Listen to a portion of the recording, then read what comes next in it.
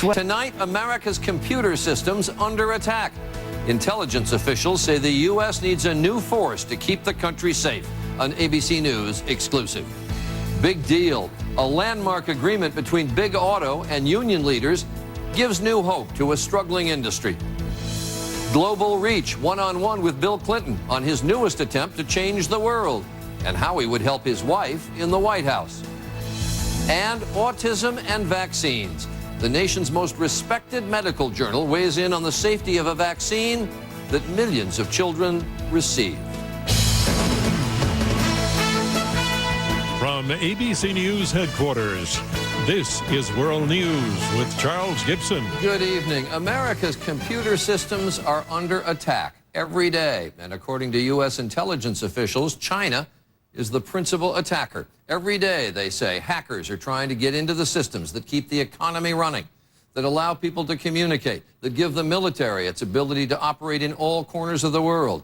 And they say the U.S. government is so concerned it's creating a new strategy to fight the new cyber war. Our chief investigative correspondent, Brian Ross, is here. Brian. Charlie, after a series of high-level meetings this month, the White House is now preparing a new initiative to protect against what it fears could be a crippling attack against this country by computer from overseas, and in particular from China.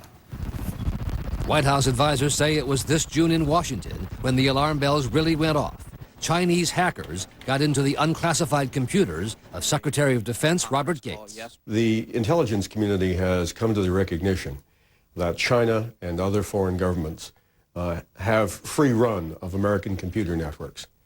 The concern is that the attacks could shut down power grids, communication systems, and banking with just a few keystrokes from Beijing. Basically, we would find the lights go out, the dial tones stop, and we have no ability to access our money. Internet security companies such as Akamai in Boston now track thousands of attacks against U.S. government and corporate computer systems every day. It would not be a good situation for us if we were to enter a cyber war today. What you're seeing behind me... On most days, like today, the single biggest source of attacks is China. A Chinese general has talked about how they would reach out through cyberspace and turn off the American electric power grid before any conflict with the United States. In addition to long-distance hacking, U.S. experts are also concerned that Chinese-made computer equipment has been sabotaged in ways that are undetectable, the so-called Trojan horse attack. My fear is that there are many, many Trojan horses, many pieces of malicious code in a large number of our critical systems, and that these are just waiting to be activated through some trigger at some time. Asked about China's role earlier this month, President Bush said he is fully aware of the attacks and the country's computer vulnerabilities. In terms of whether or not I'll bring this up to countries that we suspect from which there may have been an attack, I may. China has denied its military hacked into U.S. computers, but U.S. officials say they have tracked so many thousands of attacks that there is no way they could occur without official approval, given China's tight control of the internet use there, Charlie. All right, Brian Ross, our chief investigative correspondent, thanks. From the virtual battlefield to the real ones. Today, the Bush administration asked Congress to appropriate another $190 billion for the wars in Iraq and Afghanistan in 2008. If the money is appropriated, that would bring the official cost of the war to over $650 billion. Some outside analysts say when all costs of the war are computed, Iraq and Afghanistan represent a $1 trillion war. Thousands of auto workers went from the picket line back to the assembly line today, 2 days after union leaders called their first national strike in 30 years. Negotiators from the UAW and General Motors early this morning reached a landmark deal over health care costs and wages. ABC's Barbara Pinto has been following the talks, and she's in Warren, Michigan tonight. GM's 73,000 workers punched back in this afternoon. Today is a good day. To surroundings they may recognize, but a future they may not. The agreement came before daybreak. We feel very good about this tentative agreement. The 4-year deal reportedly contains commitments to keep some factory jobs in the U.S., the union's #1 priority. But those jobs could come with lower wages for new hires. There are bonuses for workers, but no yearly raises. Perhaps most important, the contract launches a groundbreaking plan to shift retiree health care benefits, estimated to be worth more than $50 billion, from General Motors to a fund run by the union, shedding those costs that total $1,500 for every car GM makes became a matter of survival. General Motors operations in the United States are overnight much more competitive than they were yesterday. GM will fund 70% of that health plan. Still, Jerry Jackson, just months from retirement, is worried. And I'd rather see General Motors with it than the union because they have more money. You know what I mean? I wouldn't want to have some kind of problem and then the union say they ain't got the money for it. GM's innovative approach to shedding the huge cost of retiree health benefits could be the answer for Ford and Chrysler, too. The union negotiates contracts with them next. It's really the shot in the arm that the automotive industry in the United States really needed. Union pipe fitter Tina Salamino is thrilled there's a settlement. My check's going to be a little short next week, but other than that, I'm not worrying now. I'm going to be all right. With her husband out of work and doomsday talk about her industry, she, like many auto workers today, are just glad to have a job. Barbara Pinto, ABC News, Warren, Michigan. Overseas next to the growing protests against oppression going on in Myanmar, once known as Burma. Today, government security forces swooped in, attacking the Buddhist monks who have been leading the demonstrations. At least one monk was killed, dozens were reportedly beaten, 300 were arrested. Our senior foreign correspondent, Jim Shuto, is in neighboring Thailand tonight. The government crackdown was swift and violent. Police moved in, firing tear gas, beating Buddhist monks with their rifles. This is one victim, his yellow robe stained red with blood. Then, gunfire, first over protesters' heads, later, said eyewitnesses, into the crowd. People started to panic, an eyewitness said by telephone. Police started running after monks and chasing me. I ran as fast as I could to escape. A show of force intended to scare the protesters off the streets, but it failed. Thousands marched on. Democracy is what this man said he's fighting for, adding he hates the government. This is a battle between Myanmar's most respected institution, the Buddhist clergy, and its most feared, the military regime. With Myanmar closed to foreign journalists, most pictures and accounts are coming out on the internet, including emails like this one. It's astounding to see such a great mass of people, some clapping, some crying, but all supporting the monks. There is also support from abroad, threats of sanctions and an arms embargo. But the real leverage lies with China, Myanmar's largest trading partner. If the Chinese decided to squeeze them by cutting off purchases of their goods or demanding that they repay their debt, then they would be in a worse off position economically. Still, even China has limited influence with the generals who've grown rich on their power. Tonight, with Myanmar's holiest shrine shrouded in smoke, many are fearing an even harsher crackdown to come. Jim Shuto, ABC News, Bangkok. Here in New York, former President Bill Clinton is presiding over another meeting of his Clinton Global Initiative. He puts together in that initiative big money interests from foundations and corporations with philanthropic groups, all designed to attack the world's major problems like poverty, climate change, and world health. He's gotten billions of dollars in commitments, but can private philanthropy make much of a difference with such huge problems? I talked with Mr. Clinton today about his initiative, and we talked a bit of politics. We have existed in a sort of model of philanthropy for years and years. You have some money, you give it to a charity, the charity spends it. Are you looking for a new paradigm? Yes, because with the advent of internet giving, which has empowered small givers to make a big difference, with donors being more demanding in terms of wanting to know what's the return on the investment they make, the ability of people in their private lives to advance the public interest is greater than ever before. And what I'm trying to do is to get to that kind of threshold with as many people as I can possibly drag into this kind of work. But when you talk about problems as big as saying, I want to do something about climate change, or I want to do something about world health or world hunger, those problems are so huge. Is there a bit of hubris in saying, okay, we can do something about these problems? Well, there is if you claim to do something you can't do, but you can do these things. The non-governmental sector can do things more cheaply, more effectively, more quickly, but you have to be ruthlessly accountable. You have to quit things that don't work. And you're naive if you think you can do it without some sort of support with the government. If the person that you are supporting were to be elected President of the United States, would you use whatever influence you had on the kinds of issues you talk about? One of the things that I was frustrated about when I was president was that I had all these great ideas, and I'd issue all these executive orders, and then you could never be 100% sure that they were implemented. And one of the great things I like about running my own foundation is I can oversee the implementation. So one of the things I'd kind of like to do is I don't need to make policy. I know it's not appropriate. She has to make the policy calls. But I also would like to take what I've learned running this foundation and help to make sure we implement well. Implementation, we execute. So how would you handicap how she's doing?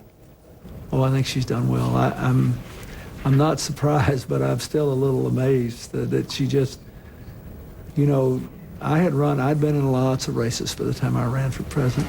She ran in 2000, she ran in 2006, she helped me forever and a day. But when you're under the gun, it's a little bit different. President Bush recently sort of mused about presidential succession and said, oh, interesting, Bush, Clinton, and used the word dynasty. Is that good? No. In our case, I don't think dynasty's right because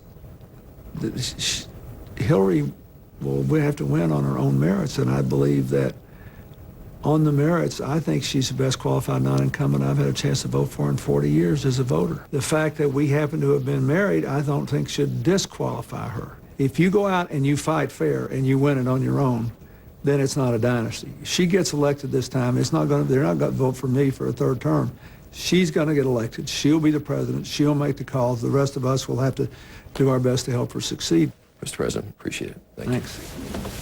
Chance to talk with Bill Clinton as his third global initiative is meeting here in New York. Still ahead on this broadcast, new research on the safety of child vaccines. Officials call it very reassuring, so why are so many parents unconvinced? It's our closer look.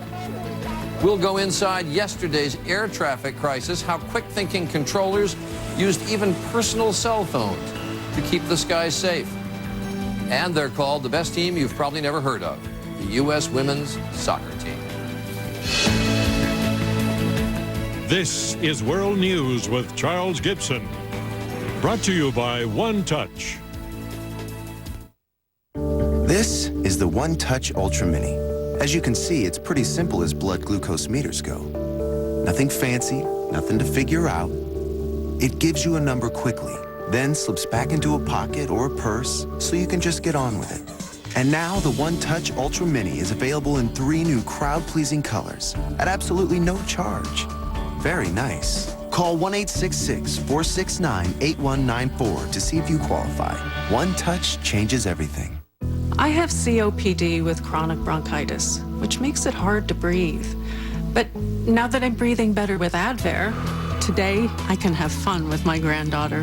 For people with COPD with chronic bronchitis, great news. Advair helps significantly improve lung function. While nothing can reverse COPD, Advair's different from other medications because it's the only product with an anti-inflammatory and a long-acting bronchodilator working together to help you breathe better. Advair won't replace fast-acting inhalers for sudden symptoms and should not be used more than twice a day. Lung infections, including pneumonia, have been reported with Advair. Taking Advair may increase your risk for osteoporosis and some eye problems. Tell your doctor if you have a heart condition or high blood pressure before taking Advair, and ask about the risks and benefits of continuing Advair after 6 months. I'm glad you came, Grandma. Me too. Ask your doctor how Advair helps improve lung function for better breathing. Find out how to get your first full prescription free at advaircopd.com. It's Endless Shrimp, the only time of year to enjoy all the irresistible shrimp you can eat. All of your favorites are back, plus new buffalo shrimp. It's Endless Shrimp for a short time at Red Lobster. Come see what's fresh today. He was running to the bathroom all day. It was no big deal. I could handle it. And getting up to go all night. Sometimes I had trouble going too, but you get used to it. I told him, enough, talk to the doctor. He said I had BPH, also called an enlarged prostate. That's what was causing my urinary problems. He said it wasn't prostate cancer. And once-a-day prescription medicines can help. Day and night. Believe me, I noticed. See your doctor. Call this number. Enterprise is picking us up. Sounds expensive. Pickup's free, Mom. This car for the weekend looks expensive. It's 50% off, Mom. You ought to rent me a car every weekend. Mom. Pick Enterprise. We'll pick you up. The Centers for Disease Control is out with a major study tonight about the safety of a controversial preservative once used in child vaccines, thimerosal. Many parents have become convinced, as we've reported, that thimerosal is linked to their children's autism. However, the CDC, which has always maintained that thimerosal is safe, says parents should find its new study very reassuring. Will they? ABC's John Donvan has our closer look. Thimerosal was the smoking gun, a suspicion confirmed for many furious and heartbroken parents when the CDC finally asked drug makers to pull it from childhood vaccines, which they eventually did for most of them. But today, an opinion piece in the New England Journal of Medicine says that decision was a mistake. I think it ended up scaring far more people than it reassured. So I think we ended up doing a lot of harm.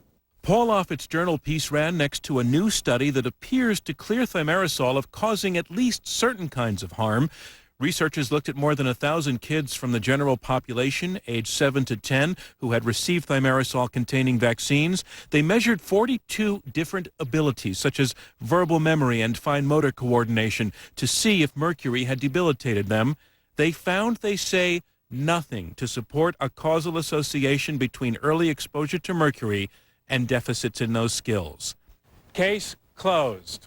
Almost certainly not for thousands of families who are seeking damages in lawsuits, many of them convinced there has been a cover-up about thimerosal. Russell Mancino, an attorney, believes his son was poisoned by thimerosal. So it was the right decision to take it out. And to come forward now in 2007 and say it was a mistake to take it out is criminal. He's happy at times, but he's confused. Mancino was not swayed by today's study, in part because the 42 skills tested don't necessarily measure whether a child has autism. A more autism-specific study is underway now by the CDC. No more mercury! But thimerosal is argued over with the rhetorical fury of religious war. Most medical professionals say there's nothing to debate, period, and that arguing about it is wasting resources.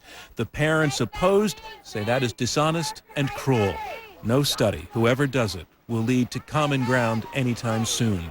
John Donvan, ABC News, Washington. And if you have questions about the safety of thimerosal, you can post them at our website, abcnews.com, and our medical unit will get you answers.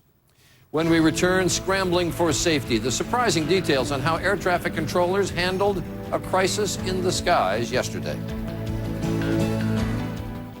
No one comes into our house and pushes us around. Whose house is this? Mucus's house! When mucus huddles in your chest, the congestion doesn't quit. Whose house? Mucus's house! That's why there's Mucinex. Mucinex is specially made to break up mucus that causes congestion. Not now!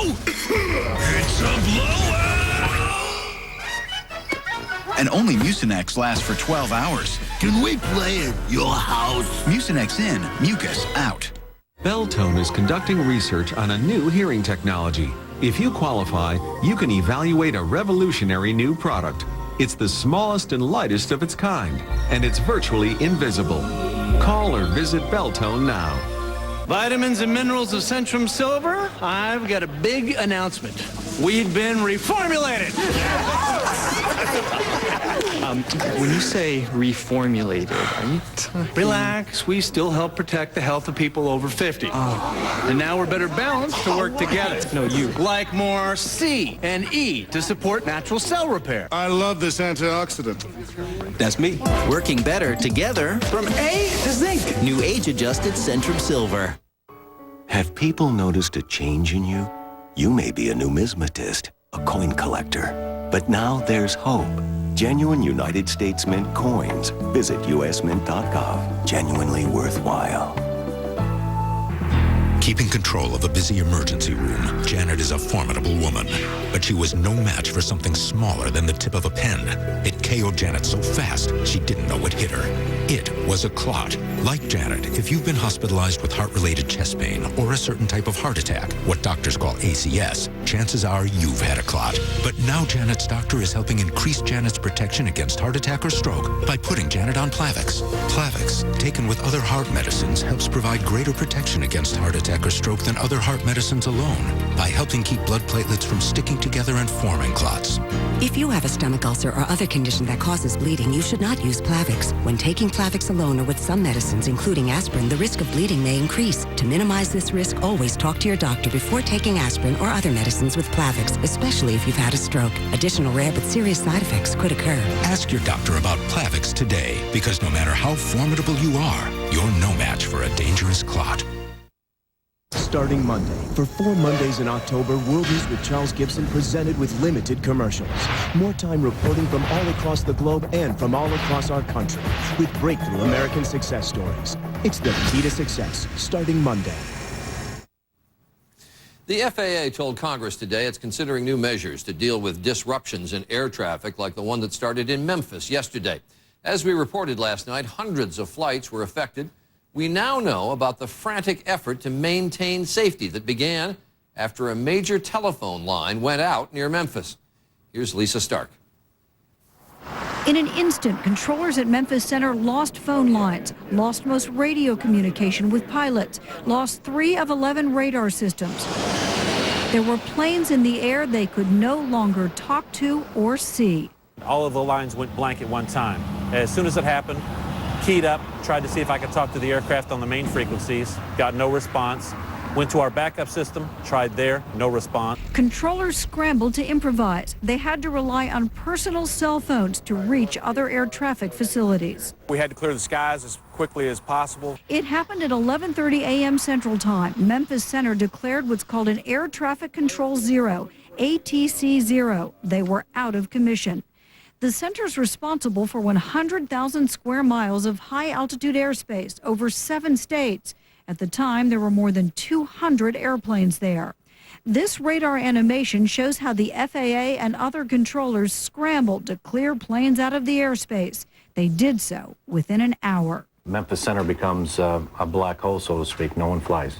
No one flies through Memphis Center. Airline dispatchers, alerted to the problem by the FAA, began sending instant messages to their own pilots. We advised them of what was transpiring, and ATC was very quick to respond. Pilots will try different radio frequencies to try to reach controllers. What you see is everybody kind of coming together to help each other out, other pilots helping the controllers and so on, so that we continue to keep the system operating.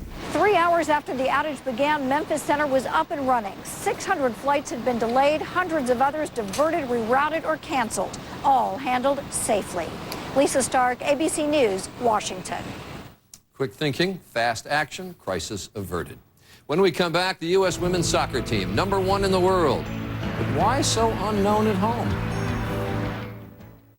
I've had several people come into the stores that I've gone over the Medicare plans with, and I always try to tell the senior citizens to get their families involved. And I had one lady that kind of tears welled up in her eyes a little bit, and I realized I'd said something wrong, and actually it was that she didn't have any family members to talk to. So I scheduled some extra time with her and went over it on a one-to-one basis and tried to help her make a choice. Now I'm her son, I guess. My name is Rodney Wilson, and I'm a CVS pharmacist. To keep your heart healthy, you may need to cut things out of your diet. Things like trans fat and things high in cholesterol. Bisquick Heart Smart pancakes have authentic Bisquick taste, 0 grams trans fat and no cholesterol. Bisquick, real pancakes, real good. Here's a tip for denture grip. Polygrip's unique ooze control tip spreads evenly for 16-hour hold and a food-tight seal.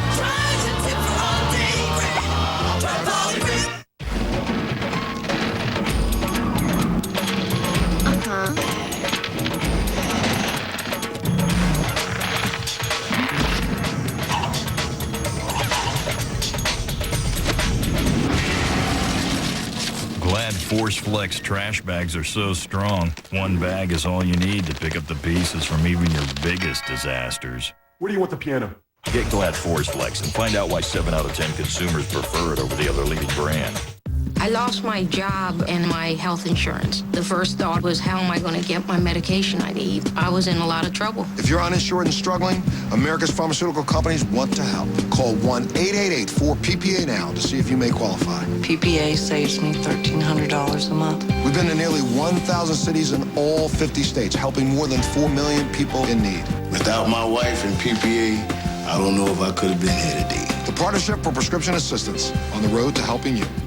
No one comes into our house and pushes us around. Whose house is this? Mucus's house! When mucus huddles in your chest, the congestion doesn't quit. Whose house? Mucus's house! That's why there's Mucinex. Mucinex is specially made to break up mucus that causes congestion. Not now! It's a blowout! And only Mucinex lasts for 12 hours. Can we play at your house? Mucinex in, mucus out. Next at 6:30, a trusted coach arrested for having sex with an underage cheerleader. We'll tell you why two former students always wondered about this guy. We assumed stuff, but we never knew for sure. And what some call proof of Big Tobacco's dirty tricks fighting a big new tax on cigarettes. That's coming up next. You've said it a million times. If only I had someone to help me stay on a diet. Well, tomorrow, meet your future diet coach. Tell me how many calories. So, what else could a robot do to make your life easier? The future is now, only on Good Morning America, tomorrow. Finally tonight, the major sporting event now underway that you don't hear much about, the Women's World Cup Soccer Tournament in China. The U.S. team is ranked #1 and has been winning. 1.5 million American girls play soccer. So why isn't on the front of the sports page? Here's ABC's Stephanie Sy. Halfway around the world, the U.S. women's soccer team is competing for another World Cup title. Abby, how are you feeling? Excited. Yeah? Yep. You guys ready? Heck yeah. That's Abby Wambach, considered one of the best goal scorers in the history of women's soccer. And Christine Lilly, who is playing in her 5th World Cup. They're the stars of a U.S. team that is unbeaten in 51 consecutive games over 3 years. A group Nike has branded the greatest team you've never heard of.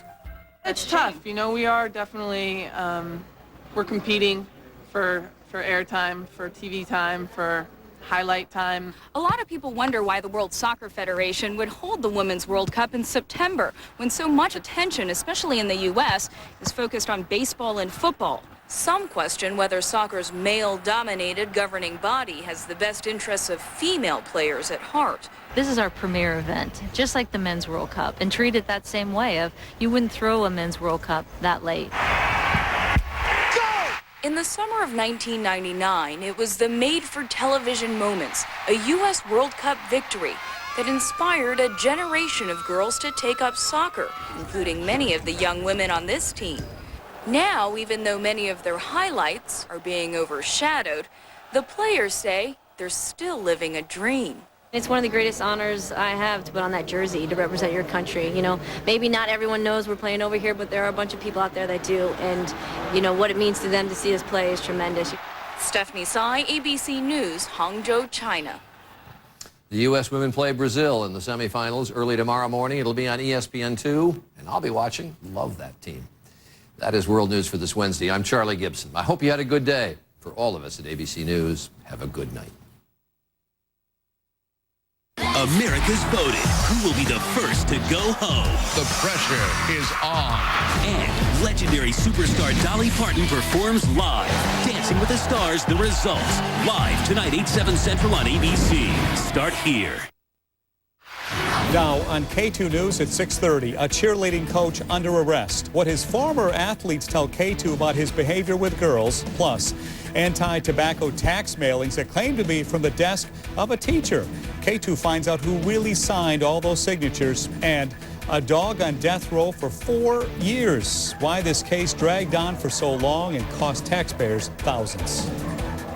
This is K2 News, Portland's fastest growing evening newscast. Good evening. Thanks a lot for being with us in our top story. New information on our story about those controversial letters sent to Oregon voters about Measure 50, the cigarette tax increase. New at 6:30, K2's Ton Tan is here with more on why critics believe the ad campaign by Big Tobacco is misleading. Ton? Measure 50 would boost Oregon's cigarette tax to provide health care to 100,000 children. So you can understand why big tobacco is spending big bucks to defeat it. But Measure supporters say they found another way cigarette makers are trying to trick Oregon voters. The issue started last week with a personal letter mailed to voters around the state, supposedly written by a Salem teacher urging them not to support 50. But K2 found out the letter did not come from Ben Matthews like it says. Instead, from the office of a tobacco lobbyist.